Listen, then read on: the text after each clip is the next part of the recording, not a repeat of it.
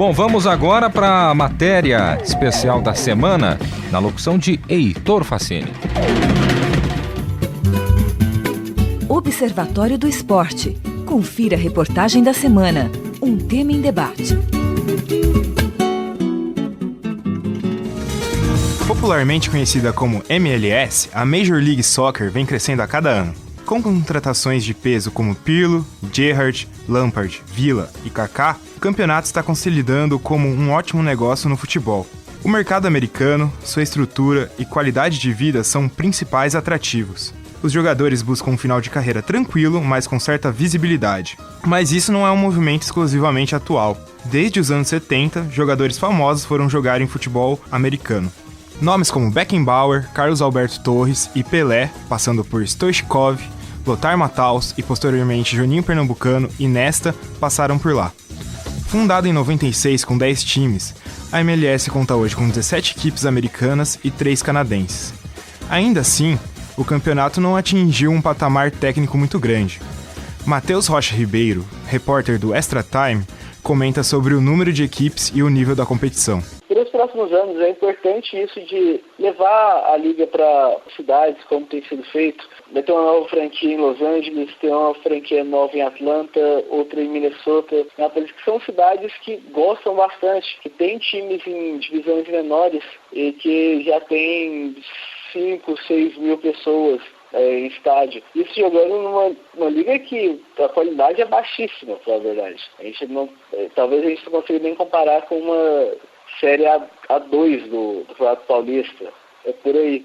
Trazer as equipes para dentro é importante. Ajudar a seleção americana a ter bons resultados, para também continuar trazendo mais pessoas do lado. E manter os jogadores principais do país vai dar um bom resultado para a MLS, eu creio. O aumento de times é visto por Matheus como algo positivo no desenvolvimento tanto dos atletas como da liga. Quanto mais times você tem, quanto mais elite você tem, né, no esporte, você consegue formar mais jogadores. E no caso da MLS, que até estimula bastante agora a criação de jogadores em base, você traz um número maior de jogadores que você pode criar, pode desenvolver ali. Então, é bom esse aumento de times para isso.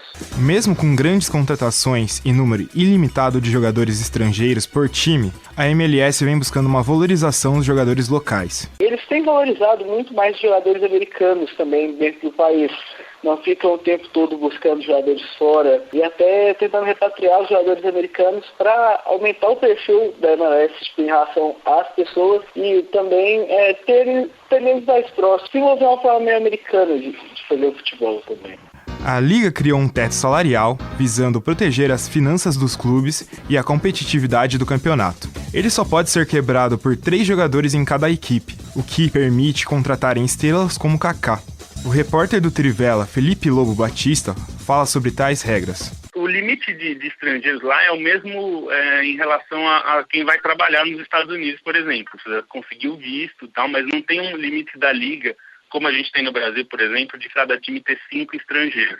Isso não tem. O time pode ter quantos estrangeiros eles quiserem, desde que passe pelo processo de conseguir o visto. Isso não é uma limitação. A limitação para eles é questão salarial mesmo, porque como só tem 3 jogadores por time que podem ganhar um salário alto, né? Como é o caso do Kaká, você fica limitado de poder contratar só 3 estrelas. A concepção americana é que os times precisam crescer juntos, sendo todos fortes e competitivos. Em 96, fundaram a MLS uma situação bem diferente, que é essa de controle de gasto. Todo mundo quer ver o outro forte também. Tem uma consciência que é importante ganhar em campo do rival, mas é importante que o rival também seja forte. Esse crescimento nos Estados Unidos passa também pelo cotidiano do americano em torno do esporte. Aqui no Brasil, o futebol faz parte da cultura, mesmo a pessoa não gostando dele. Isso está acontecendo cada vez mais nos Estados Unidos. O Biratã Leal, editor-chefe do portal esportivo Trivela, fala sobre essa popularização norte-americana. Dizer que o futebol é o quinto grande? Não é o quinto grande, ele é o quinto esporte, mas ele não é grande ainda. Ele ainda é esporte um pouco de nicho, ele ainda é esporte que tem muito americano que não entende direito. Tem mesmo um americano que não gosta de basquete, tem muito americano que não gosta de basquete, mas ele sabe que o basquete está tão no dia a dia, ele jogou basquete, ele foi obrigado a jogar basquete ou ver basquete alguma vez, então ele sabe algumas coisas básicas de basquete, né? Como a gente sabe de futebol mesmo que não gosta. Acho que o futebol não está assim lá, mas já é um esporte que está crescendo assim. Você já vê menções a futebol em algumas conversas, em algumas metáforas, em algumas gírias, em algumas coisas já surgindo. Mesmo quando por exemplo, está se fazendo, acontece alguma coisa na experiência esportiva. Às vezes acontece alguma coisa num esporte e já se usa às vezes o futebol como parâmetro de comparação. Isso é uma coisa que não acontecia antes. Então, teve uma jogada num campeonato de hóquei, por exemplo, um jogador fez um gol de cabeça, o disco, né, veio, ele cabeceou a bola para dentro do gol. Não pode fazer isso, o gol foi anulado, mas ele cabeceou. Na hora que você fala, foi uma jogada de futebol. Às vezes eles já ficam discutindo sobre como melhorar a NBA, daí ficam pensando em criar, será que se a gente criar um esquema do futebol de fazer promoção e rebaixamento, 2 divisões, será que não funcionaria? Sabe, eles já começam a entender um pouco o universo do futebol, algumas das coisas que giram em torno do futebol, e incluir um pouco mais nas conversas, nos debates, no dia a dia. Você já vê muito americano na rua usando camisa de um time de futebol. A MLS pode não ser grande, mas tem média de público maior que o Campeonato Brasileiro. Diferente do que acontece no Brasil, onde muitos torcedores só acompanham os clubes em boa fase, os torcedores americanos buscam ir em todos os jogos. Acho que a cultura do americano de ir a estádios é fundamental. O americano tem uma cultura de ir ao estádio muito grande. O americano vai para o estádio mesmo, o americano pega seu filho, acha importante como uma rotina da família. A família torce pelo time X, então é uma coisa periódica da família, todo mundo sair junto para ver o time X jogar. Faz parte da educação da criança e a criança quando cresce começa a fazer isso com o seu filho. Então assim, a cultura americana de ir ao estádio é muito importante para dessa média de público, e eles vão. A MLS passou a ter maior visibilidade, possibilitando renovar e fazer mais contratos de televisão, fato que aumenta ainda mais o poderio financeiro do campeonato. Esse ano, a ESPN aumentou o número de jogos da liga transmitidos no canal, além do Sport TV também ter comprado os direitos de transmissão. O Biratã explica esse aumento midiático e seus porquês. Passou na cabeça da ESPN e da Sport TV, que são os 2 canais que passam o jogo da MLS, que talvez a MLS se torne uma grande liga no futuro. Assim, uma liga realmente de muito interesse do público, porque talvez passe a ter muitos jogadores bons na MLS até o final da década. Então é bom já começar a apostar nela agora, a fazer um bom relacionamento com a liga, já comprar os direitos, porque lá na frente, quando isso se tornar algo vital para você, você já é quem começou, quem partiu na frente e já vai estar em vantagem em qualquer disputa por direitos. O mercado americano também começa a atrair grandes clubes nacionais, caso da Ponte Preta. No primeiro semestre desse ano, o Clube Campineiro realizou 2 amistosos contra clubes norte-americanos, visando ampliar seu mercado e aumentar seu alcance internacional. O clube brasileiro foi aos Estados Unidos enfrentar o Orlando City, clube de Kaká com dono brasileiro. Trouxe também o Fort Lauderdale Strikers, clube de uma outra liga norte-americana, para jogar em Campinas. O supervisor de marketing da Ponte Preta, Fernando Martins Tavares, fala sobre os motivos desses amistosos para o clube brasileiro. Eu acho que é mais pela questão dos outros mercados americanos. Então, assim, a gente tem o basquete, que é uma potência mundial. A gente consegue ver o resultado que a NBA traz hoje. A NFL também. Então, assim, acho que a profissionalização do futebol lá nos Estados Unidos, acho que segue mais ou menos com o mesmo caminho dessas ligas maiores. Do beisebol, do próprio hockey. Então, a gente acredita que tem um grande potencial aí para se tornar uma das principais modalidades nos Estados Unidos. A gente acompanhou também na Copa do Mundo a divulgação que teve nos Estados Unidos, com transmissão do jogo em alguns estádios, que acabava lotando as arquibancadas, né? Só a transmissão na Copa do Mundo. Então, eu acho que é um mercado potencial. Na verdade, a gente só vai saber quando se tornar realmente, mas que possui um potencial com certeza, né? A Ponte Preta também percebeu que o público do amistoso realizado em Campinas foi diferente do público corriqueiro. Nós conseguimos observar que o público que frequentou o estádio não é o mesmo que frequenta num jogo comum do Campeonato Brasileiro e Paulista. Então, na verdade, acho que foi uma boa abertura aí para o pessoal estar conhecendo ou voltar a frequentar o estádio, mas a gente percebeu muito que o público que frequentou esse jogo contra o Strikers era um público totalmente diferente. Aí quando você faz um amistoso desse com a torcida da Ponte Preta, com um time internacional, você acaba trazendo outro tipo de torcedor, que vai trazer a sua família e que vai, de alguma forma, voltar, de repente ele volta a ter interesse de frequentar o estádio. Querendo se tornar o segundo clube de um futuro torcedor, a Ponte Preta apostou na simpatia, percebida na Copa Sul-Americana há 2 anos atrás. No futuro, a MLS espera poder brigar com o mercado europeu. Ainda falta muita coisa, como acertar a maneira de se fazer a formação do jogador, que no futebol é feita normalmente pelos clubes, mas que os americanos fazem tradicionalmente nas universidades. O Biratã Leal, editor-chefe do portal Trivela, fala sobre a base norte-americana. É que só agora eles se decidiram que o modelo melhor realmente é a categoria de base, de time, né? Eles ainda tinham um pouco, eles ainda têm, na verdade, essa coisa do esporte universitário, tudo, mas para futebol não funciona direito. Então, eles ainda estão adaptando. Mas agora começam a surgir mais jogadores bons. E eu ainda acho que está faltando, assim, eu ainda espero chegar um craque americano. Assim, teve o Dempsey, o melhor jogador. Mas será que de repente você sai assim, esse cara aqui é um dos melhores do mundo, ou vai ser um dos melhores do mundo? O Dempsey é um ótimo jogador. É um jogador que tem espaço em time grande de Europa. Agora, se o Dempsey fosse para o Arsenal, ele tem qualidade para jogar no Arsenal, ele seria um bom jogador do Arsenal. Ele não seria aquele jogador que mudaria o patamar do Arsenal, que seria a grande estrela do Arsenal. E acho que ainda não surgiu nos Estados Unidos esse jogador e já deveria ter surgido. Eu acho que ainda tem algumas coisas no método de formação de jogador deles que eles ainda não conseguiram ajustar. Eles estão formando muitos jogadores competentes e com alguns jogadores bons, mas um craque mesmo, o melhor nível foi o Michael Bradley e o Dempsey, que são jogadores com nível para jogar num grande time europeu, mas não para ser estrela desse time. Muito dificilmente, a MLS se tornará o campeonato mais forte do mundo, mas a liga pode peitar alguns campeonatos europeus de primeiro escalão no futuro.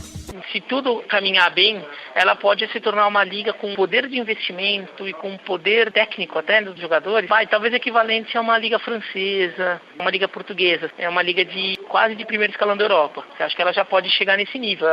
Acho que clubes MLS já podem ter dinheiro para começar a tirar jogadores importantes aqui do futebol brasileiro. E não só jogadores como o caso do Kaká, que estão em fim de carreira, ou jogadores desconhecidos aqui. Mas de repente, assim, já pode começar com, sei lá, o Guerreiro sai do Corinthians que tinha oferta do Flamengo, mas foi lá e a MLS atravessou. Acho que assim, até o final da década pode começar a acontecer isso.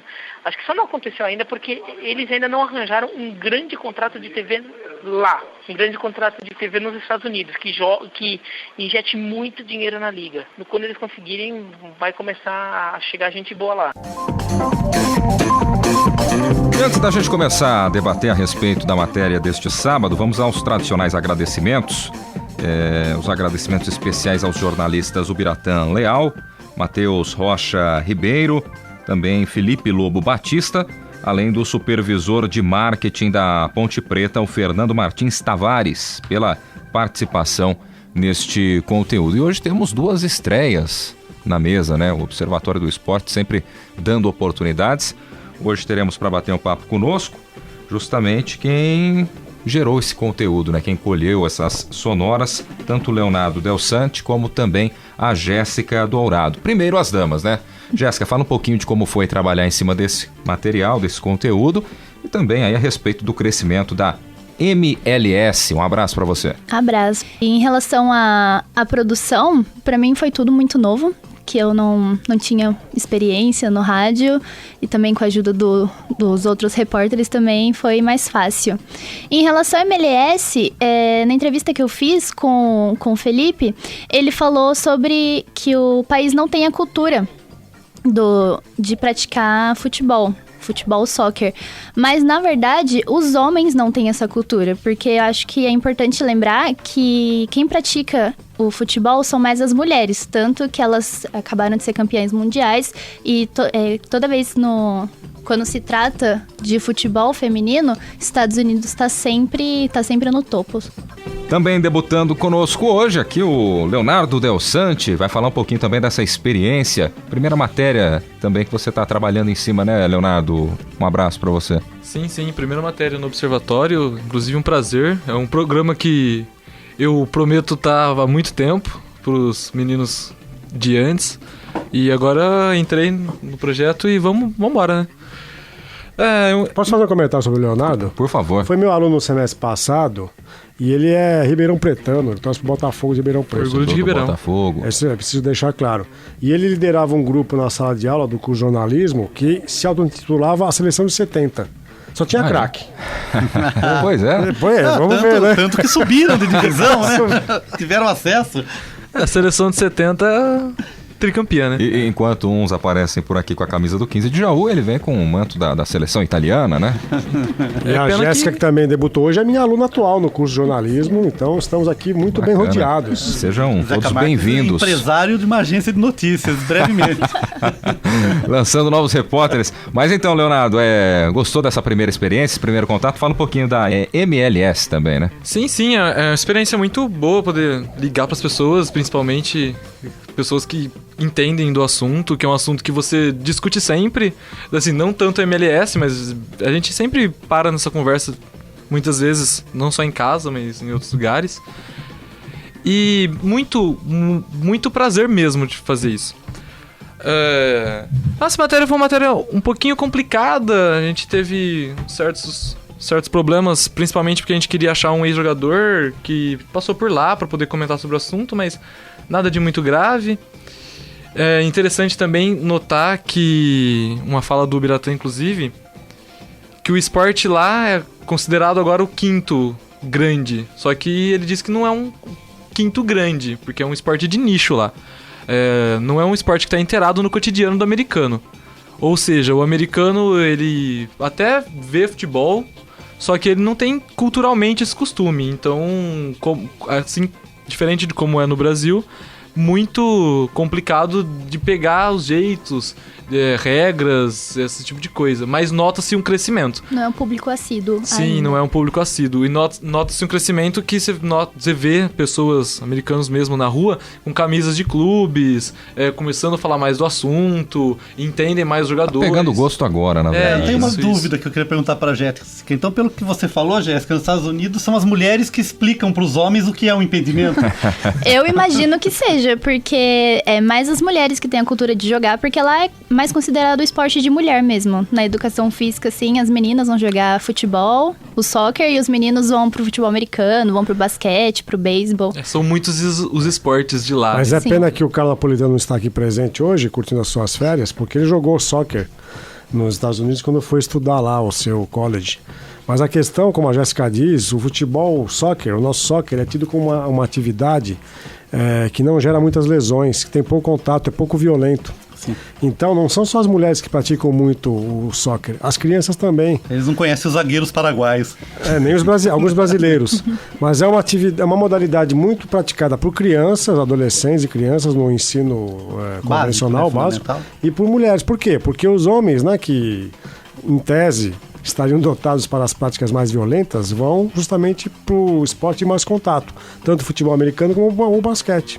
Sim. Ou o beisebol, que é uma atividade que... E o hockey também. O hockey tem sobre até o gelo. lacrosse, que é o sexto esporte, a galera vai muito. E o beisebol, que é um esporte que pouco cativa a prática das mulheres, né? Então, agora, eu, na verdade, sempre fui muito cético à questão do soccer nos Estados Unidos, e esse fenômeno de hoje, de levar o Kaká, Pirlo, como vocês acabaram citando, ele repete o que já tinha acontecido em 70. O que são hoje o Kaká, Pirlo, mesmo o... Como é o nome do inglês que foi? O Lampard? Lampard também. Estão quase se aposentando. São todos atletas em fim de carreira, né? Que ainda têm uma qualidade talvez acima da média, mas são jogadores que não têm mais mercado na Europa, não tem mercado nem fora da Europa e vão parar nos Estados Unidos. É uma mera questão de tentar valorizar algo, porque os americanos querem, obviamente, capitalizar como capitalizam em todas as outras modalidades que eles organizam. Alguém falou, Zeca, ali nas entrevistas, eles usam o termo, a gente usa aqui clube, time, eles usam franquias, né? É o que acontece no basquete, na NBA, em outras modalidades. Então, essa ideia mercadológica é muito forte, mas eu acho que aí, essa fase embrionária, não é embrionária, está um pouco mais evoluída do futebol, do soccer nos Estados Unidos, tem a ver, a gente já comentou aqui algumas vezes, né, em outros programas, Primeiro com a tentativa de popularização do esporte. Então você vai levar esses craques. É o que aconteceu no Japão nos anos 80, se eu não me engano, sim, né? Sim. Essa possibilidade de popularizar. Mas também, por outro lado, não se precisa popularizar para o maior público, que é o latino. Então a gente também já discutiu que até matérias e pesquisas em cima disso, que o crescimento do futebol também é em função do aumento da população e de descendentes de imigrantes latinos que habitam os Estados Unidos e que não só praticam, como têm o gosto e torcem pelos times, né? Então acho que isso é uma coisa importante. Mas eu acho interessante, né? Pelo menos pode ser um mercado, nem que seja agora, um mercado para esses jogadores em fim de carreira, que a gente chama de cemitério de elefante, né? Mas eu acho que, como tudo nos Estados Unidos, a própria seleção americana já mostrou que pode incomodar numa Copa do Mundo. Então eu imagino que daqui a alguns anos, se o esporte evoluir muito no país, a gente vai ter uma seleção americana mais forte também. Até porque eles têm a cultura de participar dessas competições mais importantes, como os Jogos Olímpicos e Copa do Mundo. São times que não aparecem nunca, mas que sempre quando chegam nos Mundiais ou Jogos Olímpicos se destacam. Mas vale pontuar duas coisas. Primeiro que a Liga Norte-Americana está começando a ter um poderio financeiro maior, está começando a contratar não só jogadores que estão para se aposentar. O caso é o Giovinco, que está comendo a bola lá, que por mais que tenha perdido um pouco de mercado na Itália, ele ainda era convocado para a seleção italiana e não tem 30 anos ainda e vai jogar o MLS All-Star, né, que é o jogo das estrelas locais. E vem desenvolvendo um futebol muito bem lá, mesmo com uma idade um pouco menor dos medalhões. O problema do Giovinco é que ele ficou praticamente descartado pela Juventus, né, na época, apesar de ser lembrado pela seleção italiana. O que precisa ainda a MLS para ter mais destaque, para figurar, é pegar um grande nome mesmo, que esteja no auge, né? Isso a gente ainda não viu por lá, até porque o futebol norte-americano, se a gente puxar aqui pela memória o nome de 4, 5 times, é difícil. Se a gente perguntar pro povão mesmo, para quem acompanha claro, futebol aqui no Brasil, fala o nome aí de 3 clubes norte-americanos, é complicado, né? Sim. Só falar o Cosmos, que era o time do Pelé. O Cosmos que tá na ativa, mesmo que não na MLS. Um outro ponto a falar é que mesmo com ótimos resultados dos Estados Unidos, na última Copa, por exemplo, nas últimas Copas, então os Estados Unidos perdeu para a Jamaica por 2-1 na Copa Ouro e foi eliminado da competição. Ou seja, com essa eliminação mostra que ainda há um nível a se buscar. Que a seleção vem melhorando, vem alcançando ótimos resultados, fez uma excelente Copa mesmo sem ir muito à frente, mas ainda assim a se destacar que tropeça contra times pequenos. A impressão como que os dá é que a seleção norte-americana hoje ela tem condição de jogar de igual para igual tanto com a Alemanha como com o Afeganistão, né? Vira um catado ali no meio de campo, o pessoal tenta se organizar, são disciplinados até taticamente, mas muito. É jogo duro contra qualquer tipo de adversário, seja bom ou ruim. É comum dos americanos, né, ser disciplinado taticamente. Sim. Isso vem até da cultura dos outros esportes. É nisso realmente que eles compensam para chegar contra os grandes e poder peitar. Muito da cultura deles, ter um físico bom e ter um tático bom. Tanto que o futebol feminino mesmo, quando os Estados Unidos ganhava do Brasil antigamente, que agora os Estados Unidos conseguiu superar o Brasil também tecnicamente, né? Mas antes, quando a Marta estava no auge da carreira e os Estados Unidos ainda assim ganhava do Brasil, era muito por causa do físico. A força, tanto que uma vez no futebol feminino foi-se por prorrogação, os Estados Unidos não tinha jogado tão bem, mas a prorrogação compensou, bateu e passou. Pois não, Tuca? Não, só perguntar pro meu amigo Zé Camargo se a possível ida de Ganso para os Estados Unidos vai melhorar o futebol norte-americano. Eu acho que vai piorar. O Ganso acho que é o maior flop do futebol brasileiro da última década, né? Um jogador que era pautado como grande promessa para a Copa 2010 e não foi convocado. Não sei se por problemas físicos ele teve uma contusão seríssima, né? Se por problemas técnicos, mas ele é uma decepção completa. E já que você citou o caso do Ganso, recentemente veio a público a notícia, né, de que ele não foi convocado em 2010, porque na final do Campeonato Paulista de 2010, vocês devem se lembrar, final do Campeonato Estadual contra o Santo André, Santos e Santo André, ele é substituído no final do segundo tempo e ele se recusa a sair de campo. Ele mostra com o dedo, né, para o técnico do Santos que não sairia, permaneceu em campo e o Santos foi campeão. E à época a imprensa louvou aquilo como um jogador cheio de personalidade, maduro, confiante. Vejam só, ele conseguiu peitar a ordem do treinador, permaneceu em campo e o Santos foi campeão. E aí houve relatos de que o Dunga não convocou para a Copa por esse ato que para o Dunga foi um ato de insubordinação. né? O Dunga convocou os caras que ele realmente confiava. Ele deixou o Neymar e Ganso, por exemplo, fora. Então isso mostra que ele realmente estava com o grupo basicamente fechado. Mas se o e Ganso... ele aproveita uma oportunidade como essa, onde o cara peita o técnico, sendo que é um técnico bem exigente e rigoroso. Mas se o Ganso hoje tivesse a mesma personalidade, espírito de insubordinação, ele pediria para sair do São Paulo. Não só dentro do campo, para sair do clube. O Ganso, para mim, ele deve ter algum problema seríssimo que não está revelado, porque não é possível. Uma pessoa com tanta capacidade técnica, há 4 anos, 5 anos, que se arrasta em campo e não consegue dar certo em time nenhum. Eu acho que deve ser o caso também, que eu acho que na entrevista que eu fiz, o Felipe fala também sobre popularidade. Às vezes ele não joga bem, mas ele tem uns torcedores fiéis, uns torcedores que começaram a torcer pro Santos por causa dele, acompanha ele. Sim.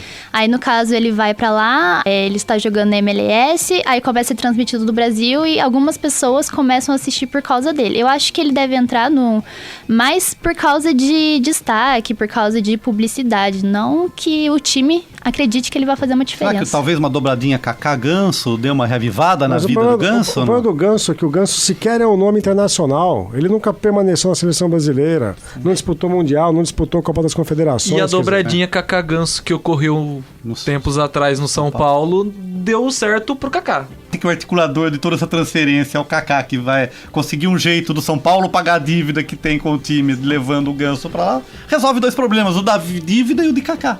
Faz o Kaká jogar um pouquinho. Se a Liga Norte-Americana de Soccer continuar e mantiver esse interesse despertado para investidores e torcedores, é muito provável que daqui a 4, 5 anos tenhamos o Messi e o Cristiano Ronaldo jogando lá. Com certeza. Que é tudo aquilo que eles querem e vão ganhar muitos milhões de dólares. Sim, mas é muito da renegociação de contrato mesmo. Eles estão renegociando contratos, eles estão buscando TVs, eles estão buscando investimento, dinheiro e estão conseguindo. Eles estão mostrando, é visibilidade, é um mercado americano, que é um mercado confiável, e a gente está fazendo crescer.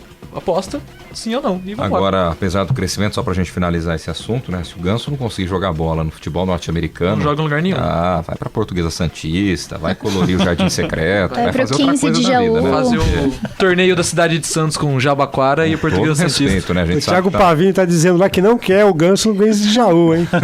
Até porque o Ganso teria que jogar sozinho, né? Não tem time ainda no 15 de Jaú. Infelizmente, não está disputando a 4ª divisão. Bom, você ouvinte do programa que acessa as redes sociais, curta a nossa página no Facebook. O endereço é o www.facebook.com/Observatório do Esporte. Acesse também o blog do nosso programa. O endereço é o www.observatoriodouesporte.unesp.blogspot.com.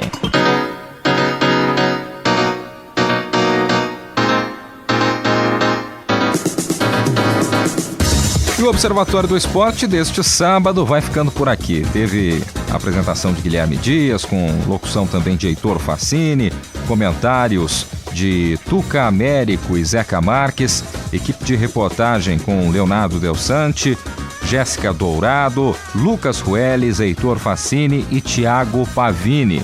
A direção de Fábio Fleury, com trabalhos técnicos de Paulo Pepa. O Observatório do Esporte é um projeto de extensão universitária financiado pela ProEx, a Pró-Reitoria de Extensão da Unesp. Para você, um grande abraço, obrigado pelo carinho, pela companhia e até a próxima. Observatório do Esporte, informação além das 4 linhas.